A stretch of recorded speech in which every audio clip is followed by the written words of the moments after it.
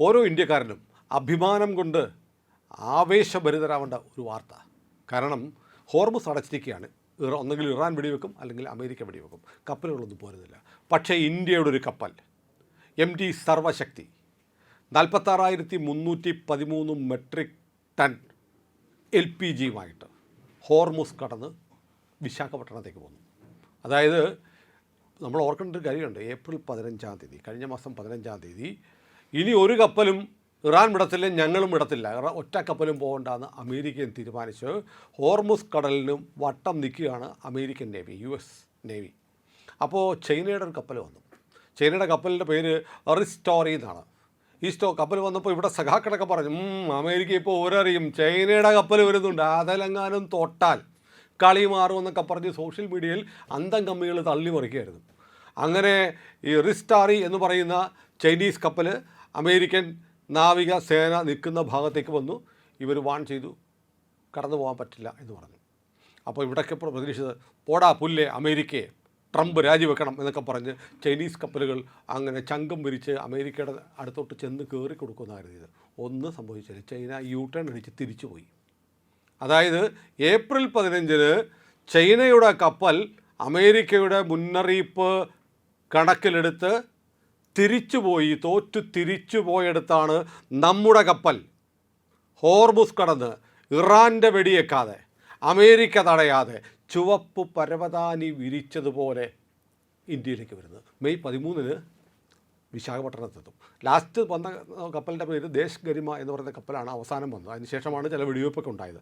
അതിനുശേഷം അമേരിക്കയും ഇറാനും നോക്കി നിൽക്കെ നമ്മുടെ കപ്പൽ ചങ്കും വിരിച്ച് ഇന്ത്യയിലേക്ക് വന്നു. 20 ക്രൂ ഉണ്ട്, 18 പേരും ഇന്ത്യക്കാരാണ്. 46,313 മെട്രിക് ടൺ LPG ഉണ്ട്. അപ്പോൾ ഒന്ന് ആലോചിച്ച് നോക്കൂ സാർ, അഭിമാനിക്കണ്ടേ നമ്മുടെ മോദിയുടെ ഇന്ത്യ? ഇന്ത്യൻ കപ്പൽ മാത്രം അതിലെ കടന്നു പോരുന്നു. അത് സത്യത്തിൽ നമ്മുടെ മാധ്യമങ്ങളിൽ നിന്ന് ആഘോഷിക്കേണ്ടതാണ് അല്ലേ? അതിൻ്റെ ചിത്രം കാണിച്ചിട്ട് ലോക പോലീസായ അമേരിക്ക പറഞ്ഞ് ഞങ്ങൾ പൈറേറ്റ്സിനെ പോലെയാണ്, കടൽ കൊള്ളക്കാരെ പോലെയാണ്, ആര് വന്നാലും ഞങ്ങൾ പിടിച്ചെടുക്കുമെന്നൊക്കെ പറഞ്ഞ് ട്രംപ് ഇന്നലെ പറഞ്ഞതേ ഉള്ളൂ. അപ്പോൾ നമ്മുടെ കപ്പൽ കടന്നു പോന്നു. 13-ാം തീയതി വിശാഖപട്ടണത്തെത്തും. നമ്മുടെ LPG ക്ഷാമത്തിന് ചെറിയൊരു പരിഹാരം ഉണ്ടാകും. അപ്പോൾ ഈ സർവശക്തി, ഇന്ത്യയുടെ സർവശക്തി, മോദിയുടെ സർവശക്തി വിളംബരം ചെയ്യുന്നൊരു കാര്യമായിട്ട് എനിക്ക് തോന്നുന്നു. ഞാൻ അഭിമാനിക്കുന്നു. ഞാനൊരു ഭാരതീയനാണ്, ഞാൻ ഇന്ത്യക്കാരാണ്. എൻ്റെ പ്രധാനമന്ത്രിയായി മോദി ഉള്ളത് കൊണ്ട് മാത്രം നടക്കുന്ന കാര്യങ്ങളായിട്ട് ഞാനിതിനെ കാണുമ്പോൾ തെറ്റ് പറയാൻ പറ്റുമോ? സുനിൽ, ഇത് നരേന്ദ്രമോദി നടത്തുന്ന നയതന്ത്ര പ്രയത്നങ്ങളുടെ ഔട്ട്പുട്ടാണ് ഇപ്പം നമ്മൾ കാണുന്നത്.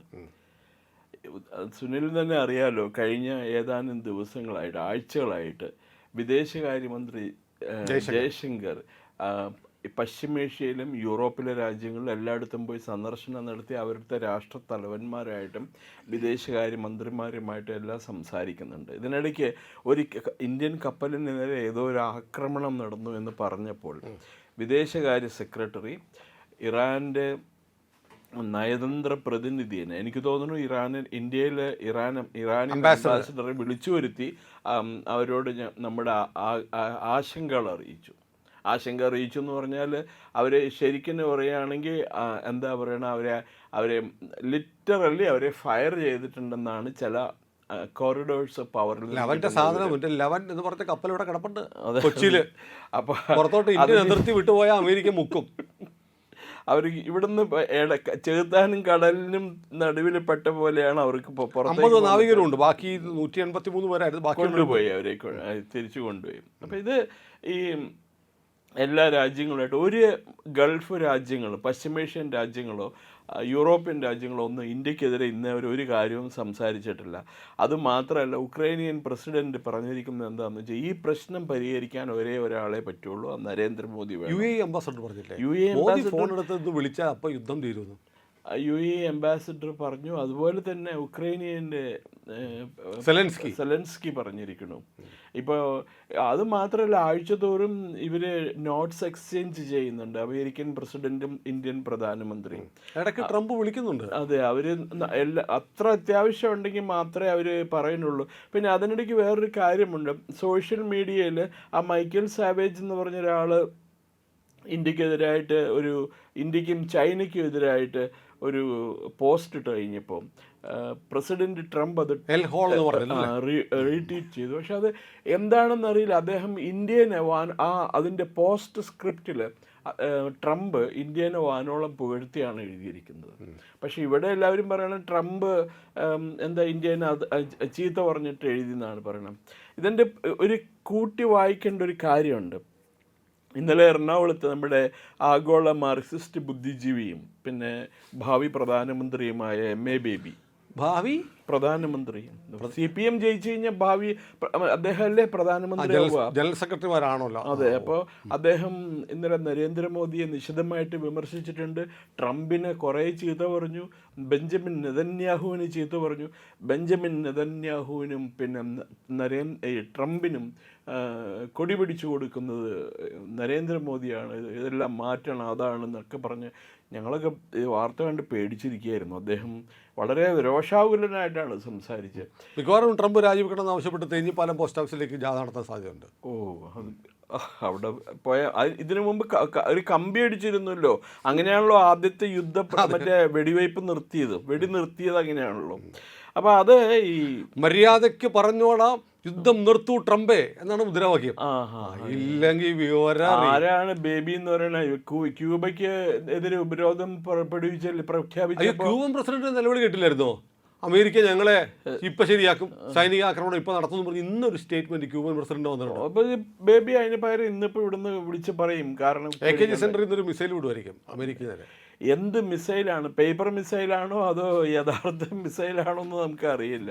അപ്പം ഇത് ഈ ഡിപ്ലോമാസി എന്ന് പറയുന്നത് ഗുജറാത്തി ബ്രെയിനാണ് ഇപ്പം കളിക്കുന്നത് മുഴുവൻ. സുനിൽ ഒരു രാഷ്ട്രത്തലവനാണ്. അങ്ങക്ക് മറ്റു പല രാജ്യങ്ങളുമായിട്ട് നല്ല ബന്ധമുണ്ടായിരിക്കും, ചിലരുമായിട്ട് ചീത്ത ബന്ധമുണ്ടായിരിക്കും, നല്ല റിലേഷൻ ആയിരിക്കില്ല. എനിക്ക് കുറേ രാഷ്ട്രങ്ങളുമായിട്ട് ബന്ധമുണ്ടാവും, ചില രാഷ്ട്രങ്ങളുമായിട്ട് എനിക്ക് മോശം ബന്ധമായിരിക്കും. നമ്മുടെ രണ്ടുപേരുടെയും ഇൻട്രസ്റ്റ് ക്ലാഷ് ചെയ്യാതിരിക്കുന്നിടത്തോളം കാലം വി ആർ ഗുഡ് ഫ്രണ്ട്സ്. അതാണ് നരേന്ദ്രമോദിയുടെ പോളിസി. അപ്പം നമ്മുടെ ഇതിനു മുമ്പുള്ള വിദേശകാര്യ മന്ത്രിമാരൊക്കെ കൈകാര്യം ചെയ്തിരുന്നത് അതിനൊരു പുതുമ കിട്ടിയത് നരേന്ദ്രമോദി പ്രധാനമന്ത്രി ആയപ്പോഴാണ്. സുഷമ സ്വരാജ് ലോകത്തിലെ ഏറ്റവും ബെസ്റ്റ് ഫോറിൻ മിനിസ്റ്ററായിട്ട് തിരഞ്ഞെടുക്കപ്പെട്ട വനിതയാണ് അവർ. അതേപോലെ ഇപ്പം ജയശങ്കർ മോദി മനസ്സിൽ കാണുന്ന ഇദ്ദേഹം മാനത്ത് കാണുന്ന വ്യക്തിയാണ്. അതിനനുസരിച്ചിട്ടാണ് നിൽക്കുന്നത് മുഴുവനും. എല്ലായിടത്തും എന്താണ് ഇന്ത്യക്കെതിരെ സംസാരിക്കാനായിട്ട് ആരും തയ്യാറാവുന്നില്ല. ഇന്ത്യയുടെ വാക്കുകൾക്ക് വളരെയധികം വില കിട്ടുന്നുണ്ട് എന്നുള്ളതാണ് ഇപ്പോഴത്തെ സ്ഥിതി. എനിക്ക് തോന്നുന്നു ഈ പ്രശ്നം, ഈ പശ്ചിമേഷ്യൻ പ്രശ്നം, അറബ് അല്ലെങ്കിൽ ഇറാൻ അമേരിക്കൻ യുദ്ധത്തിന് ഒരു ശാശ്വത പരിഹാരം വേണമെന്നുണ്ടെങ്കിൽ നരേന്ദ്രമോദി തന്നെ നേരിട്ട് രംഗത്തിറങ്ങേണ്ടി വരുന്ന തോന്നുന്നത്. അതിൻ്റെ ഒരു ഏറ്റവും വലിയ ഉദാഹരണമാണ് ഇത്രയും കപ്പലുകൾ ഹോർമസ് സ്ട്രൈറ്റിൽ കൂടി കടന്നു വന്നിട്ടുണ്ട്. അത് മാത്രമല്ല, അമേരിക്ക ഉപരോധം പ്രഖ്യാപിച്ചതിന് ശേഷം 100-ലധികം കപ്പലുകൾ അവിടെ ബ്ലോക്ക്ഡ് ആയിട്ട് കിടക്കുകയാണ്, ഇങ്ങോട്ട് വരാൻ പറ്റും. അതെ, അപ്പോൾ നമ്മളിപ്പോൾ പറഞ്ഞ എനിക്ക് തോന്നുന്നത് ആദ്യം നമ്മൾ പറഞ്ഞതിനകത്തൊരു ഫിഗർ തെറ്റിപ്പോയി തോന്നുന്നു. 46,313 മെട്രിക് ടണ്ണാണ് കൊണ്ടുവരുന്നത്, 4,000 അല്ല, 46,313 മെട്രിക് ടണ്ണാണ് ഈ MT സർവശക്തി എന്ന് പറയുന്ന ഷിപ്പിലുള്ളത്. അപ്പോൾ എനിക്ക് തോന്നുന്നു നമ്മുടെ അത്യാവശ്യം ചില ആവശ്യങ്ങൾ ഉടനെ പരിഹരിക്കാൻ പറ്റുമോ? അതുകൊണ്ട് തീർച്ചയായിട്ടും. കാരണം LPG ഇത് അവരാകാവുന്ന ഇത് ഒരു സോഴ്സിൽ നിന്ന് മാത്രമല്ല അവർ LPG കളക്ട് ചെയ്യണം, ക്രൂഡ് ഓയിൽ കളക്ട് ചെയ്യുന്നത്. ലോകത്ത് എവിടെയുണ്ട്? ഇപ്പോൾ വെനിസ്വേലയിൽ നിന്ന് മേടിച്ചിട്ടുണ്ട്. ദെൻ റഷ്യയിൽ നിന്നുള്ള ഈ ഉപരോധം ഉണ്ടായിട്ട് കൂടി റഷ്യയിൽ നിന്ന് ഫെബ്രുവരിയിൽ മേടിച്ച എണ്ണയുടെ 85% മാർച്ച് മാസത്തിൽ മേടിച്ചത്. ഞാൻ പത്രത്തിൽ കണ്ടതാണോ? അത് ഔദ്യോഗികമായിട്ട് ഇൻ്റർനാഷണൽ പെട്രോളിയം വിൽപ്പനയുടെ ഒരു ട്രാക്ക് ചെയ്യുന്ന ഒരു ഏജൻസി ഉണ്ട്. അവരാണ് പറഞ്ഞിരിക്കുന്നത് ഇന്ത്യ മാർച്ച് മാസത്തിൽ ഫെബ്രുവരി മാസം റഷ്യയിൽ നിന്ന് മേടിച്ച എണ്ണയുടെ 85% മേടിച്ചിരിക്കുന്നതെന്ന്. ഉപരോധമുണ്ട്. ഇന്ത്യയോടൊക്കെ പറഞ്ഞിട്ടുണ്ട് പെട്രോളിയം ഉൽപ്പന്നങ്ങളൊന്നും തന്നെ ഇറാനിൽ നിന്ന് മേടിക്കരുതെന്ന് പറഞ്ഞിട്ടുണ്ട്.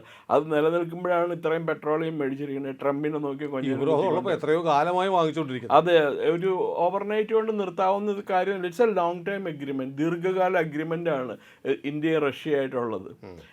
പൊതുമേഖലാ കമ്പനികൾ മാത്രമല്ല, സ്വകാര്യ കമ്പനികളായ റിലയൻസ് വരെ റഷ്യയിൽ നിന്നാണ് എണ്ണ മേടിക്കുന്നത്. അല്ല, നമ്മളീ പറഞ്ഞ നയനാര തുടർന്ന് നയനാരയല്ല, നയാര. നയാര എന്ന് പറയുന്ന കമ്പനി റോസ്നെഫ്റ്റ് എന്ന് പറയുന്ന റഷ്യൻ കമ്പനിയുടെ സംയുക്ത സംരംഭമാണ്. പണ്ടത്തെ SR ഷിപ്പിംഗ് കമ്പനി ഉണ്ടായിരുന്നില്ല, SR പെട്രോളിയം കമ്പനിയാണ്. അവരുടെയും ഇവര് ചേർന്നേക്കണെയാണ്. അപ്പോൾ ഇത് വളരെ എന്താ കൗതുകകരമായ ഒരു അവസ്ഥയിലൂടെ പോയിക്കൊണ്ടിരിക്കുകയാണ്. ഇപ്പോൾ ഇതേ കണ്ടില്ല, ഇപ്പോൾ എന്താണ് വിമാനങ്ങളൊക്കെ ഒരു കുഴപ്പമില്ലാണ്ട് പശ്ചിമേഷ്യയിൽ നിന്നും ഇന്ത്യയിലേക്ക് പറക്കുന്നു, ഇന്ത്യയിൽ നിന്നും പശ്ചിമേഷ്യയിലേക്ക് പറക്കുന്നു വിമാനങ്ങൾ, യാത്രാ വിമാനങ്ങൾ. കമ്മോഡിറ്റീസ് മാത്രം എന്താ അവർ സൂക്ഷിച്ചേ അവർ കൊണ്ടുവരുള്ളൂ. കാരണം എന്താ അതിന് ക്ലിയറൻസ് കിട്ടി. ഇപ്പോൾ നമ്മുടെ മനോരമ ഉൾപ്പെടെയുള്ള പത്രങ്ങളൊക്കെ വായിക്കുക, ഗ്യാസിന് തീ പിടിച്ചു, 1000 രൂപ കൂട്ടി എന്നൊക്കെ പറയുമ്പോൾ ഗ്യാസ് വന്നേ പറ്റുള്ളൂ.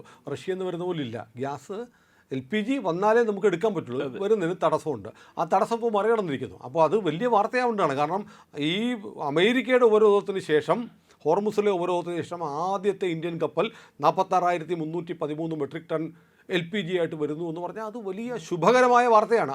ആ വാർത്ത കൊടുക്കാതെ 1000 രൂപ വരെ കൂട്ടാൻ പോകുന്നു, ഹോട്ടലെല്ലാം അടയ്ക്കും. ഇത് കണ്ട് ഒരു പത്രത്തിലൊരു വാർത്ത കണ്ട്, പെട്രോളിനും ഡീസലിനും ഉടനെ വില കൂട്ടിയേക്കും. കൂട്ടെന്ന് പറഞ്ഞിട്ടില്ല, കൂട്ടിയേക്കും. ആഗ്രഹമാണ്, എന്നിട്ട് വേണമല്ലോ ഒന്ന് മോദിയെ തെറി പറയാൻ. അപ്പോൾ ഏതായാലും ഇപ്പോൾ MT സർവശക്തി കടന്നു പോന്നിട്ടുണ്ടെങ്കിൽ അമേരിക്ക അതിനെ തടഞ്ഞിട്ടില്ലെങ്കിൽ ബാക്കി കപ്പലുകൾക്കും പ്രശ്നം ഉണ്ടാവാൻ സാധ്യതയില്ല. 14 കപ്പലുകളോ മറ്റോ ഇനി അവിടെ ഇറാൻ വളരെ സാമ്പത്തിക പ്രതിസന്ധിയിലാണ്. അപ്പോൾ ഇറാൻ്റെ പ്രതിസന്ധി, ഇറാൻ ഒരു 30 വർഷം പഴക്കമുള്ള ഒരു കപ്പൽ, ഏതാണ്ട് അവർ അബാൻഡൻ ചെയ്തിരുന്ന ഒരു കപ്പലുണ്ട്, ഉപേക്ഷിക്കപ്പെട്ട നിലയിലുള്ളൊരു കപ്പൽ കൊണ്ടുവന്നിട്ട് അതിനകത്തിപ്പോൾ നാഷ എന്ന് പറയുന്നൊരു കപ്പൽ ഉപേക്ഷിക്കപ്പെട്ടതാണ്. ആ കപ്പൽ കൊണ്ടുവന്ന് അവരിപ്പോൾ അതിനകത്തേക്ക് നിറയ്ക്കുകയാണ്. ഖാർഗ് ഐലൻഡിൽ ഉണ്ടാക്കുന്ന എണ്ണ മുഴുവൻ കയറ്റി അയക്കാൻ പറ്റാതെ ഇറാൻ പ്രതിസന്ധിയിലാണ്. അതായത് ഏതാണ്ട് 90% അവരുടെ സംഭരണശേഷി കഴിഞ്ഞു. അതുകൊണ്ട് ഈ കപ്പലിൽ നിറയ്ക്കാൻ കടലിലിട്ടിരിക്കുന്ന ഈ കപ്പലിൽ നിറയ്ക്കുന്നു. ഒരു ദിവസം 1.1 മില്യൺ ബാരൽ എണ്ണയാണ് ഉൽപ്പാദിപ്പിക്കുന്നത്. അങ്ങനെ പോയാൽ അവരുടെ പക്കൽ ഇനി 30 മില്യൺ സംഭരിക്കാനുള്ള ശേഷി കൂടിയുള്ളൂ. അങ്ങനെ വന്നാൽ ഇറാന് എണ്ണ ഉൽപ്പാദനം നിർത്തേണ്ടി വരും. അവർക്ക് ഒരു കാര്യമുണ്ട്, അവർക്ക് ഇന്ത്യയിൽ നിന്നുള്ള വെരി ലാർജ് ക്രൂഡ് കാരിയർ എന്ന് പറഞ്ഞ VLCC എന്ന് പറഞ്ഞൊരു കപ്പലുണ്ട്. പിന്നെ ലക്ഷക്കണക്കിന് ദശലക്ഷക്കണക്കിന് ഈ ബാരൽ ഓയിൽ സ്റ്റോർ സംഭരിക്കാവുന്ന, കൊണ്ടുപോകാവുന്ന കപ്പലുകളുണ്ട് ഇന്ത്യയുടെ. അപ്പോൾ അവർക്ക് ആ കപ്പലുകളുടെ സർവീസസ് ആവശ്യപ്പെടാം. ഇന്ത്യ വിട്ടുകൊടുക്കും അവർക്ക്. അത് മാത്രമല്ല, അത് പക്ഷേ നമുക്കിങ്ങനെ തരേണ്ടി വരും എന്നത്. അത് തീർച്ചയായിട്ടും അതിനെ വെറുതെ പറ്റില്ലല്ലോ. ഒരു രാജ്യങ്ങളും തയ്യാറാവാത്ത സമയത്ത് ഇന്ത്യ തയ്യാറായി കഴിഞ്ഞാൽ അത് എന്താ അതിൻ്റെ ഒരു പോസിബിലിറ്റി ഇല്ലേ? അതെ, അങ്ങനെ വരുമ്പോൾ അല്ല, ഇതിൻ്റെ പ്രശ്നം വെച്ചാൽ ഈ ഉൽപ്പാദനം നിർത്താൻ പറ്റില്ല. ഉൽപ്പാദനം നിർത്തിക്കഴിഞ്ഞാൽ അത് എണ്ണക്കിണറുകൾ അടച്ചു കഴിഞ്ഞാൽ പിന്നെ തുറക്കുന്നത് വലിയ ശ്രമകരമാണ്, വലിയ നഷ്ടം ഉണ്ടാകും. ഇറാനെ സംബന്ധിച്ച് ഖാർഗ് ഐലൻഡ് അപ്രസക്തമായി പോകും. എണ്ണ ഉൽപ്പാദനം നിർത്താതിരിക്കുക എന്നുള്ളത് ഇറാനെ സംബന്ധിച്ച് വലിയ പ്രശ്നമാണ്. അപ്പോൾ തന്നെ ഇറാൻ്റെ എന്താ ഈ ട്രംപ് പറയുന്നത്, ഇറാൻ ഒരു ഡീൽ ഉടനെ തന്നെ അവർക്ക് വേണ്ടി വരും. കാരണം ഇതാണ് പ്രശ്നം, അവരുടെ എണ്ണ ഉൽപ്പാദനം, എല്ലാ എണ്ണക്കിണറുകളും നശിക്കുന്ന സ്ഥിതി ഉണ്ടാവും. അമേരിക്കൻ ഈ ഉപരോധം ഇറാന് ശരിക്കും ശ്വാസം മുട്ടിച്ച് കൊന്നുകൊണ്ടിരിക്കുകയാണ്. ഒരു ദിവസം അവരുടെ ഇൻ്റർനെറ്റ് ഇല്ല, കഴിഞ്ഞ 2 മാസമായിട്ട് ഒരു ദിവസം ഇൻ്റർനെറ്റ് ഇല്ലാത്തത് കൊണ്ട് മാത്രം അവർക്ക് നഷ്ടപ്പെടുന്ന $50 മില്യൺ. $50 million per day. അതുകൂടാതെ ഈ ബ്ലോക്കേഡ് കാരണം ഇറാന് പ്രതിദിനം നഷ്ടപ്പെടുന്നത്, ഒരു ദിവസം നഷ്ടപ്പെടുന്നത് $4,500 മില്യൺ. 450 മില്യൺ ഒരു ദിവസം നഷ്ടപ്പെടുന്നത് ഈ ബ്ലോക്കേഡ് കാരണം. കാരണം ഒരു കച്ചവടവും നടക്കണില്ല. ഇറാനിലെ തുറമുഖങ്ങളിൽ നിന്ന് ഒരു കപ്പലിനും പുറത്തേക്ക് പോകാൻ പറ്റില്ല. മറ്റ് പുറംകടലിൽ നിന്നും ഒരു കപ്പലിന് ഇറാനിലേക്ക് എടുക്കാൻ പറ്റില്ല. അതിനിടയ്ക്ക് ഈ സർവശക്തൻ ഇതിനിടയിൽ കൂടി നുഴഞ്ഞു പോകുന്നു എന്നുള്ളതൊരു വലിയ കാര്യം. അതെ. ഏതായാലും ഇത്തരം വാർത്തകൾ പറയാൻ നമ്മളേ ഉള്ളൂ, ഇന്ത്യ ലൈവേ ഉള്ളൂ. കാരണം കേരളത്തിലെ മാപ്പറകൾക്ക് ഇന്ത്യക്ക് ഒരു വിജയമുണ്ടാവുന്നു, നേട്ടമുണ്ടാവുന്നു എന്നത് പറയുക വലിയ ബുദ്ധിമുട്ടാണ്. ഇന്ത്യയിലെ ജനങ്ങൾക്ക് നേട്ടമുണ്ടാവുന്നു എന്നുള്ളതിനെ കുറിച്ച് അവർ പറഞ്ഞിട്ടുണ്ട്. ഇപ്പോൾ ഈ പ്രധാനമന്ത്രി ജന ഔഷധി സ്കീം ഉണ്ടല്ലോ, മരുന്ന് വളരെ വളരെ കുറഞ്ഞ വിലയ്ക്ക് കിട്ടണ, എത്ര പത്രങ്ങൾ ഈ ഇതിനെ കുറിച്ചിട്ട് എഴുതിയിട്ടുണ്ട്? എത്ര പത്രങ്ങൾ എഴുതിയിട്ടുണ്ട് ജന ഔഷധി പ്രോഗ്രാമിനെ കുറിച്ചിട്ട്? അതുപോലെ ഈ ആയുഷ്മാൻ ഭാരത് എന്ന് പറഞ്ഞ സ്കീമിനെ കുറിച്ച് ഏതെങ്കിലും പത്രം എഴുതിയിട്ടുണ്ടോ? ലോകത്തിലെ തന്നെ ഏറ്റവും വലിയ ആരോഗ്യ പദ്ധതിയാണ്. ബ്രിട്ടനിലെയും അമേരിക്കയിലെയും ഓസ്ട്രേലിയയിലെയും കാനഡയിലെയും ടോട്ടൽ ജനസംഖ്യ എടുക്കുക, അതിൻ്റെയും കൂടുതൽ ജനങ്ങൾക്ക് സൗജന്യമായ രീതിയിൽ ഈ വൈദ്യചികിത്സ ലഭ്യമാക്കുന്ന സംവിധാനമാണ് ആയുഷ്മാൻ ഭാരത്. പിണറായി വിജയൻ നടപ്പാക്കിയില്ല കേരളത്തിൽ. അയ്യോ, അത് കേരളത്തിലോ? പിണറായിയുടെ കാരുണ്യ പദ്ധതി ഉണ്ടല്ലോ. അപ്പോൾ പിന്നെ വേറൊരു പദ്ധതി വേണ്ട. ഏതായാലും പ്രിയപ്പെട്ട പ്രേക്ഷകരെ, നമ്മൾ ഇത്തരം വാർത്തകൾ നിങ്ങളിലേക്ക് എത്തിച്ചുകൊണ്ടിരിക്കും. ഇന്ത്യ ലൈവ് ഇതുവരെ സബ്സ്ക്രൈബ് ചെയ്തില്ലെങ്കിൽ ഉറപ്പായിട്ടും ചെയ്യണം.